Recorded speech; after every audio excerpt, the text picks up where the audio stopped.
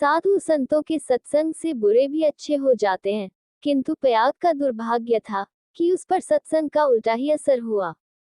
उसे गांजे, चरस और भांग का चस्का पड़ गया, जिसका फल ये हुआ कि एक मेहनती, उद्यमशील युवक आलस्य का उपासक बन बैठा। जीवन संग्राम में यह आनंद कहाँ? किसी वट वृक्ष के नीचे धूनी जल रही है, एक जटाधारी महात्मा विराज रहे हैं, भक्तजन उन्हें घेरे बैठे हुए हैं और तिल तिल पर चरस के दम लग रहे हैं। बीच बीच में भजन भी हो जाते हैं। मजूरी धातुरी में ये स्वर्ग सुख कहाँ? चिलम भरना प्रयाग का काम था। भक्तों को परलोक में पुण्य फल की आशा थी, प्रयाग को तत्काल फल मिलता था, चिलमों पर पहला हक उसी का होता था। महात्माओं के श्रीमुख से भगवत चर्चा सुनते हुए वह आनंद से विह्वल हो उठता था, उस पर आत्मस्मृति सी छा जाती थी। वह सौरभ, संगीत और प्रकाश से भरे हुए एक दूसरे ही संसार में पहुंच जाता था। इसलिए जब उसकी स्त्री रुक्मिन रात के 10-11 बज जाने पर उसे बुलाने आती, तो प्रयाग को प्रत्यक्ष क्रूर अनुभव होता, संसार उसे कांटों से भरा हुआ जंगल सा दिखता, विशेषत जब घर आने पर उसे मालूम होता कि अभी चूल्हा नहीं जला और चने चबेने की कुछ फिक्र करनी है। वह जाति का भर था, गांव की चौकीदारी उसकी मीरास थी, 2 रुपये और कुछ आने वेतन मिलता था। वर्दी और साफा मुफ्त। काम था सप्ताह में एक दिन थाने जाना, वहां अफसरों के द्वार पर झाड़ू लगाना, अस्तबल साफ करना, लकड़ी चीरना।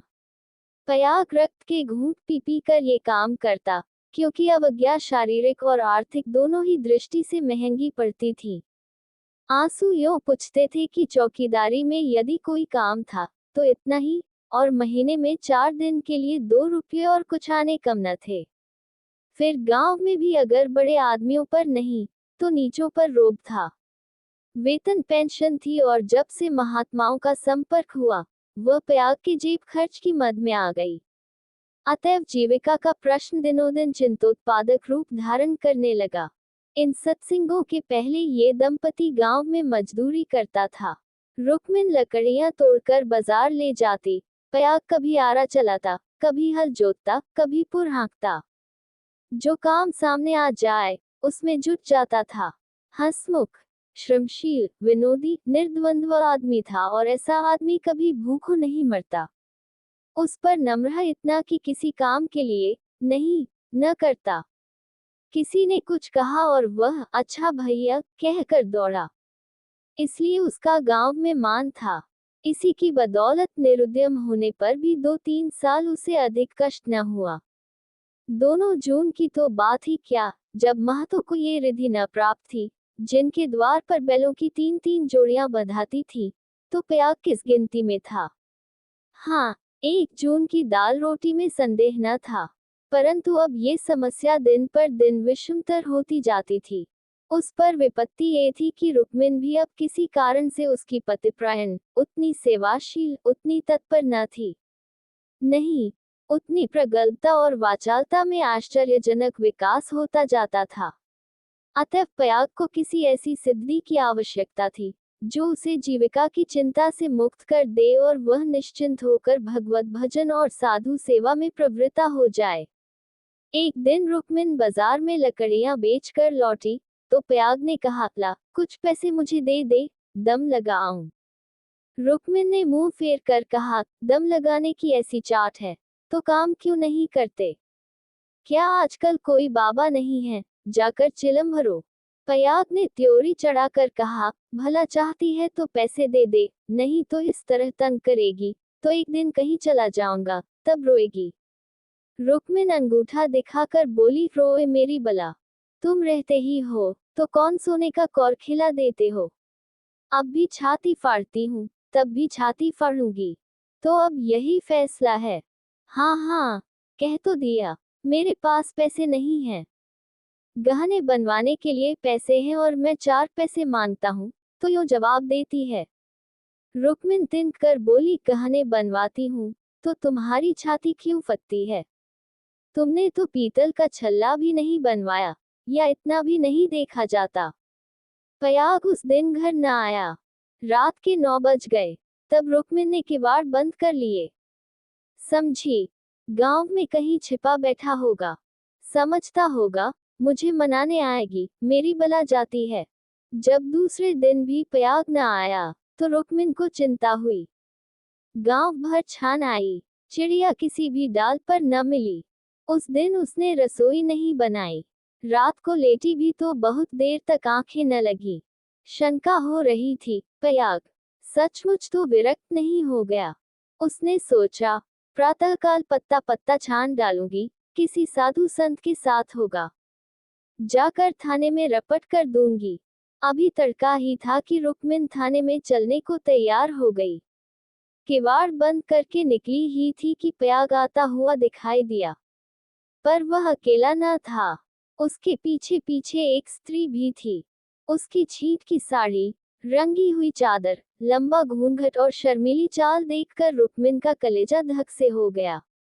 वह एक क्षण हतबुद्धि सी खड़ी रही, तब बढ़कर नई सौत को दोनों हाथों के बीच में ले लिया और उसे इस भांति धीरे धीरे घर के अंदर ले चली, जैसे कोई रोगी जीवन से निराश होकर विष पान कर रहा हो।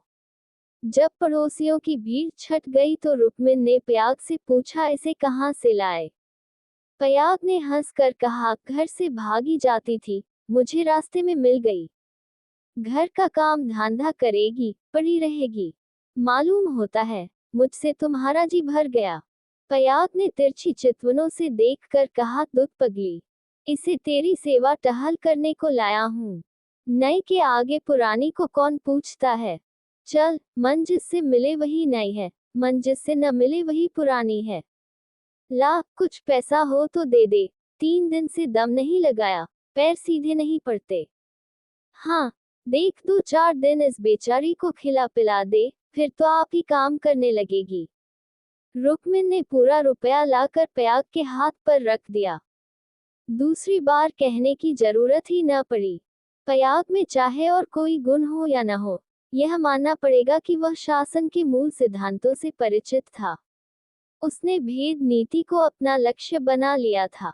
1 मास तक किसी प्रकार की विघ्न बाधा न पड़ी। रुक्मिन अपनी सारी चौकड़ियां भूल गई थी। बड़े तड़के उठती, कभी लकड़ियां तोड़कर, कभी चारा काटकर, कभी उपले पात कर बाजार ले जाती। वहां जो कुछ मिलता, उसका आधा तो पयाग के हत्थे चढ़ा देती। आधों में घर का काम चलता।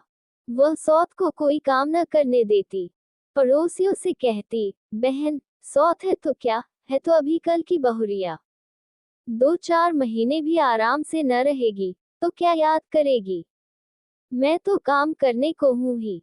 गांव भर में रुक्मिन के शील स्वभाव का बखान होता था, पर सत्संगी घाक पयाग सब कुछ समझता था और अपनी नीति की सफलता पर प्रसन्न होता था। एक दिन बहू ने कहा, दीदी, अब तो घर में बैठे बैठे जी उबता है, मुझे भी कोई काम दिला दो। रुक्मिन ने स्नेह सिंचित स्वर में कहा, क्या मेरे मुख में कालिक पुतवाने पर लगी हुई है? भीतर का काम किए जा, बाहर के लिए मैं हूं ही। बहू का नाम कौशल्या था, जो बिगड़कर सिलिया हो गया था। इस वक्त सिलिया ने कुछ जवाब न दिया, लेकिन वह लौंडियों की दशा अब उसके लिए असह्य हो गई थी। वह दिन भर घर का काम करते करते मरे, कोई नहीं पूछता। रुक्मिन बाहर से 4 पैसे लाती है, तो घर की मालकिन बनी हुई है। अब सिलिया भी मजूरी करेगी और मालकिन का घमंड तोड़ देगी। पयाग पैसों का यार है, ये बात उससे अब छिपी न थी। जब रुक्मिन चारा लेकर बाजार चली गई, तो उसने घर की टट्टी लगाई और गांव का रंग ढंग देखने के लिए निकल पड़ी। गांव में ब्राह्मण, ठाकुर, कायस्थ, बनिए सभी थे। सिलिया ने शील और संकोच का कुछ ऐसा स्वांग रचा कि सभी स्त्रियां उस पर मुग्ध हो गईं। किसी ने चावल दिया, किसी ने दाल, किसी ने कुछ। नई बहू की आवभगत कौन न करता। पहले ही दौरे में सिलिया को मालूम हो गया कि गांव में पिसनहारी का स्थान खाली है और वह इस कमी को पूरा कर सकती है। वह यहाँ से घर लौटी तो उसके सिर पर गेहूं से भरी हुई एक टोकरी थी। पयाग ने पहर रात ही से चक्की की आवाज सुनी तो रुक्मिन से बोला, आज तो सिलिया अभी से पीसने लगी। रुक्मिन बाजार से आटा लाई थी। अनाज और आटे के भाव में विशेष अंतर न था। उसे आश्चर्य हुआ कि सिलिया इतने सवेरे क्या पीस रही है। उठकर कोठरी में आई तो देखा कि सिलिया अंधेरे में बैठी कुछ पीस रही है। उसने जाकर उसका हाथ पकड़ लिया और टोकरी को उठाकर बोली, तुझसे किसने पीसने को कहा है? किसका अनाज पीस रही है? सिलिया ने निश्चिंत होकर कहा, तुम जाकर आराम से सोती क्यों नहीं? मैं पीसती हूँ तो तुम्हारा क्या बिगड़ता है? चक्की की घुमुर घुमुर भी नहीं सही जाती। लाओ टोकरी दे दो, बैठे बैठे कब तक खाऊंगी? 2 महीने तो हो गए। मैंने तो तुझसे कुछ नहीं कहा। तुम कहो चाहे न कहो, अपना धर्म भी तो कुछ है। तू अभी यहाँ के आदमियों को नहीं जानती। आटा तो पिसाते सबको अच्छा लगता है, पैसे देते रोते हैं। किसका गेहूं है? मैं सवेरे उसके सिर पर पटक आऊंगी। सिलिया ने रुक्मिन के हाथ से टोकरी छीन ली और बोली, पैसे क्यों न देंगे? कुछ बेगाड़ करती हूँ, तू न मानेगी। तुम्हारी लौड़ी बनकर न रहूंगी। ये तकरार सुनकर पयाग भी आ पहुंचा और रुक्मिन से बोला, काम करती है तो करने क्यों नहीं देती? अब क्या जन्म भर बहुरिया ही बनी रहेगी? हो गए 2 महीने, तुम क्या जानो, नाक तो मेरी कटेगी। सिलिया बोल उठी, तो क्या कोई बैठे खिलाता है? चौका बर्तन, झाड़ू बहारू, रोटी पानी, पीसना कूटना, ये कौन करता है? पानी खींचते खींचते मेरे हाथों में घट्टे पड़ गए। मुझसे अब सारा काम न होगा। पयाग ने कहा, तो तू ही बाजार जाया कर, घर का काम रहने दे, रुक्मिन कर लेगी। रुक्मिन ने आपत्ति की, ऐसी बात मुंह से निकालते लाज नहीं आती। 3 दिन की बहुरिया बाजार में घूमेगी तो संसार क्या कहेगा? सिलिया ने आग्रह करके कहा, संसार क्या कहेगा? क्या कोई ऐप करने जाती हूँ? सिलिया की डिग्री हो गई। आधिपत्य रुक्मिन के हाथ से निकल गया। सिलिया की अमलदारी हो गई। जवान औरत थी। गेहूं पीस कर उठी तो औरों के साथ घास छीलने चली गई, और इतनी घास छीली कि सब दंग रह गईं। गट्ठा उठाए न उठता था। जिन पुरुषों को घास छीलने का बड़ा अभ्यास था, उनसे भी उसने बाजी मार ली। ये गट्ठा 12 आने का बिका। सिलिया ने आटा, चावल, दाल, तेल, नमक, तरकारी, मसाला सब कुछ लिया, और 4 आने बचा भी लिए।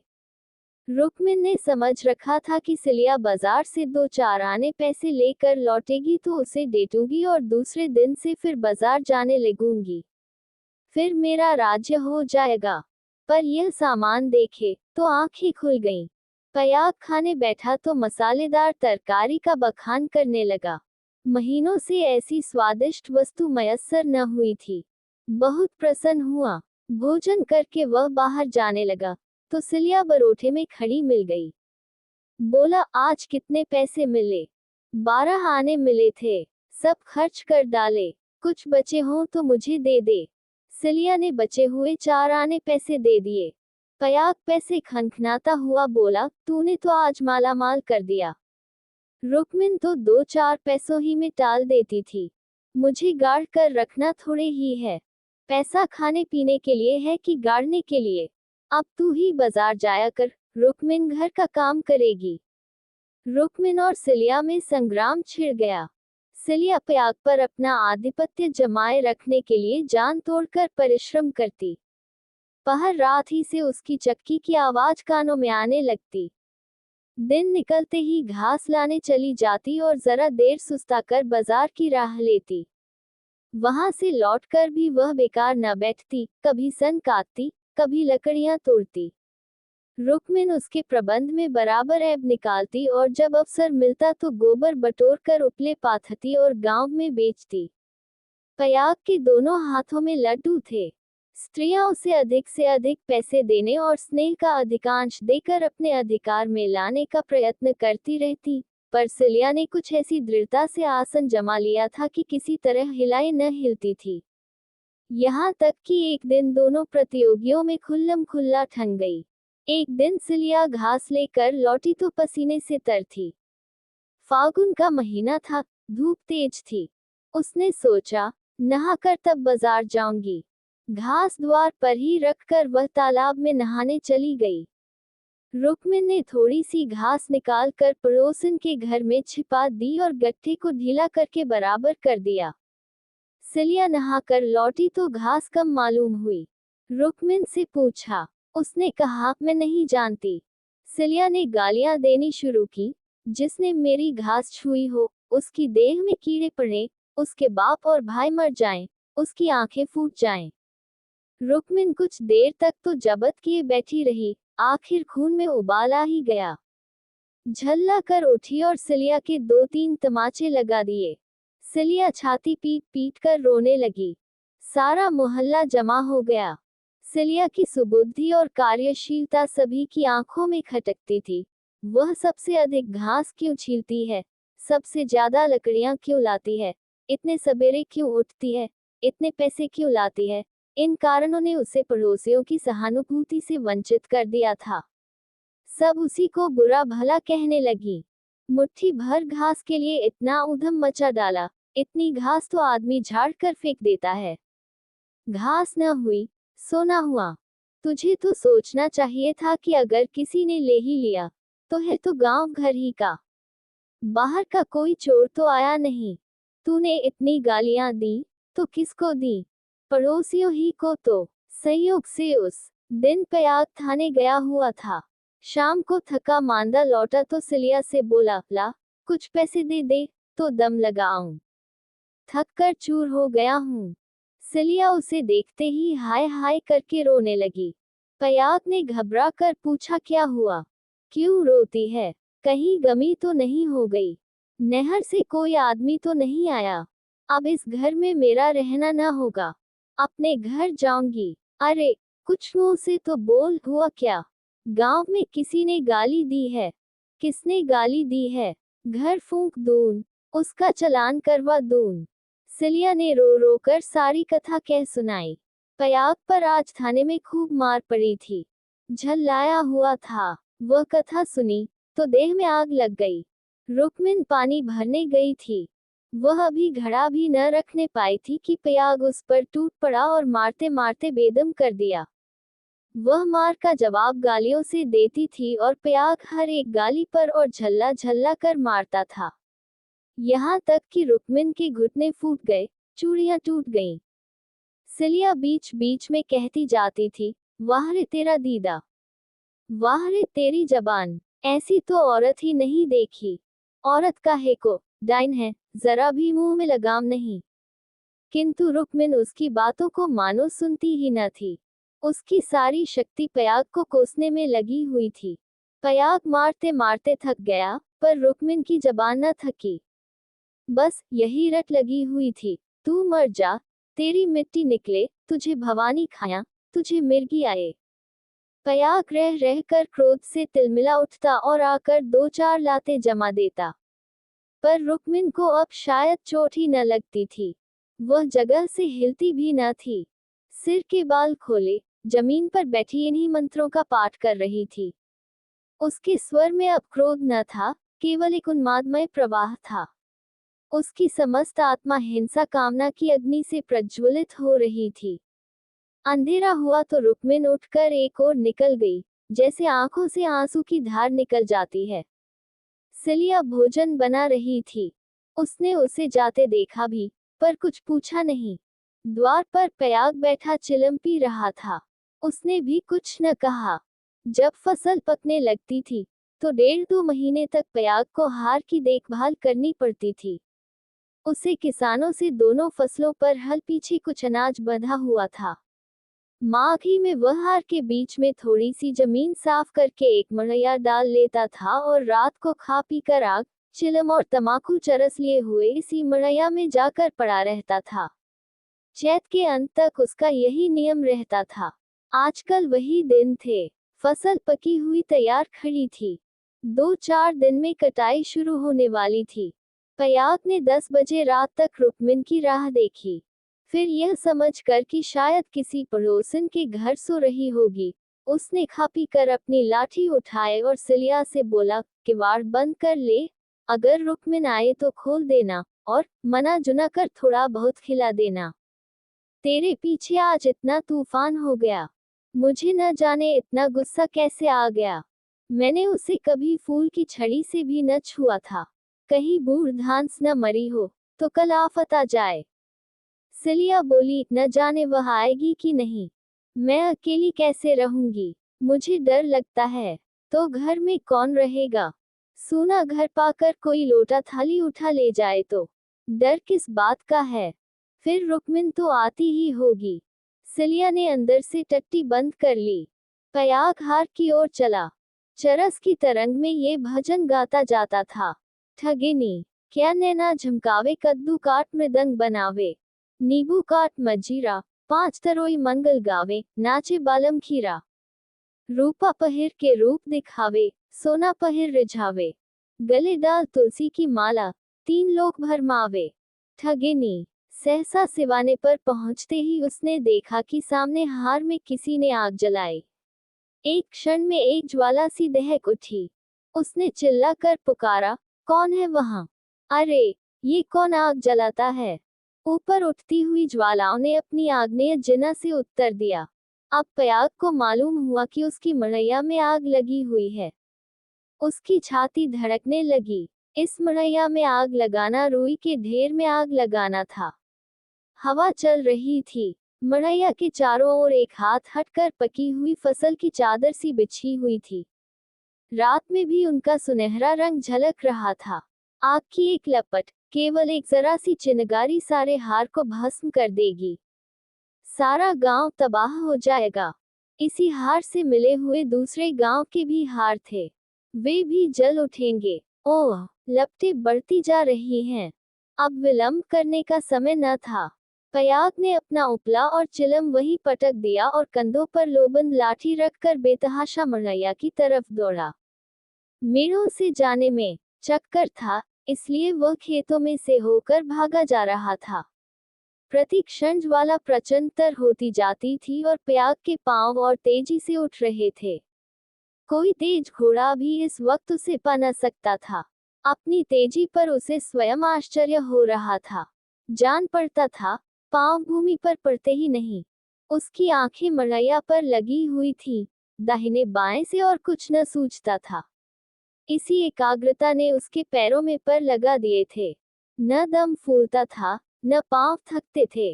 3-4 फरलांग उसने 2 मिनट में तय कर लिए और मड़ैया के पास जा पहुंचा। मड़ैया के आसपास कोई न था। किसने ये कर्म किया है, ये सोचने का मौका न था। उसे खोजने की तो बात ही और थी। पयाग का संदेह रुक्मिन पर हुआ, पर यह क्रोध का समय न था। ज्वालाएं कुचाली बालकों की भांति ठट्ठा मारती, धक्कम धक्का करती, कभी दाहिनी ओर लपकती और कभी बाईं तरफ। बस ऐसा मालूम होता था कि लपट अब खेत तक पहुंची, अब पहुंची।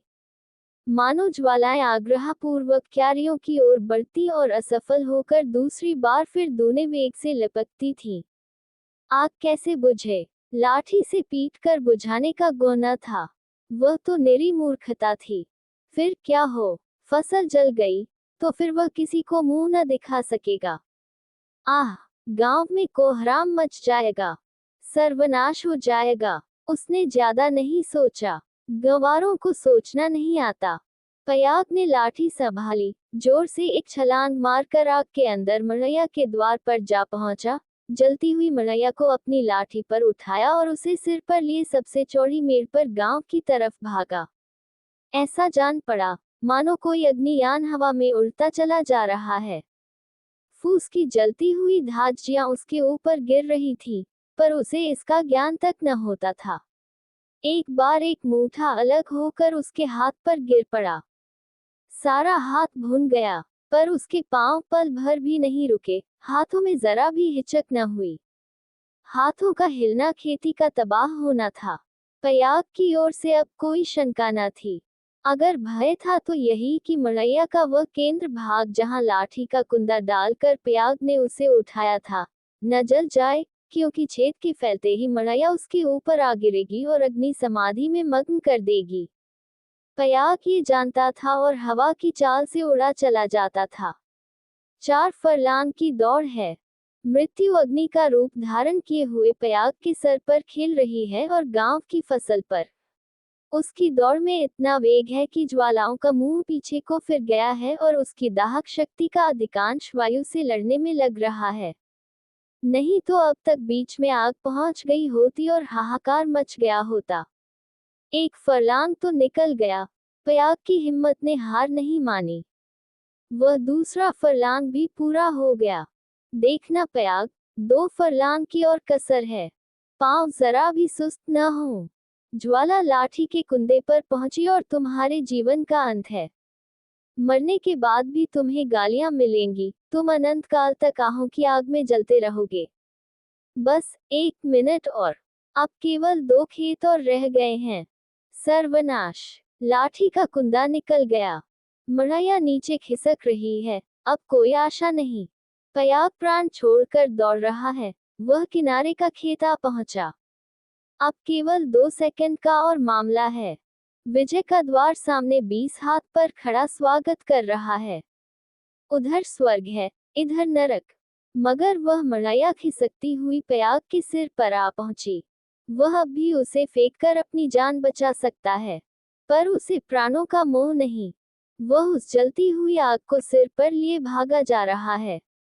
वहां उसके पांव लड़खड़ाए। अब ये क्रूर अग्नि लीला नहीं देखी जाती। एकाएक एक स्त्री सामने के वृक्ष के नीचे से दौड़ती हुई पयाग के पास पहुंची। ये रुक्मिन थी। उसने तुरंत पयाग के सामने आकर गर्दन झुकाए और जलती हुई मड़ैया के नीचे पहुंचकर उसे दोनों हाथों पर ले लिया। उसी दम पयाग मूर्छित होकर गिर पड़ा। उसका सारा मुंह झुलस गया था। रुक्मिन उसके अलाव को लिए 1 सेकंड में खेत के डोरे पर आ पहुंची, मगर इतनी दूर में उसके हाथ जल गए, मुंह जल गया और कपड़ों में आग लग गई। उसे अब इतनी सुधि भी न थी कि मड़ैया के बाहर निकल आए। वह मड़ैया को लिए हुए गिर पड़ी। इसके बाद कुछ देर तक मड़ैया हिलती रही। रुक्मिन हाथ पांव फेंकती रही, फिर अग्नि ने उसे निगल लिया। रुक्मिन ने अग्नि समाधि ले ली। कुछ देर के बाद पयाग को होश आया। सारी देह जल रही थी। उसने देखा, वृक्ष के नीचे फूस की लाल आग चमक रही है। उठकर दौड़ा और पैर से आग को हटा दिया। नीचे रुक्मिन की अधाजली लाश पड़ी हुई थी। उसने बैठकर Donam hatham se muma dampalia ora ron laga, prata. Kala gamba ke loga payaga ko yutha kara usak gara lagay. Eka saptaha taka usaka alaja hoda raha, para baka nahim. Kucha ta aga ne jalayada. Jo kucha kasarati, vaha sokagni ne puri karadi.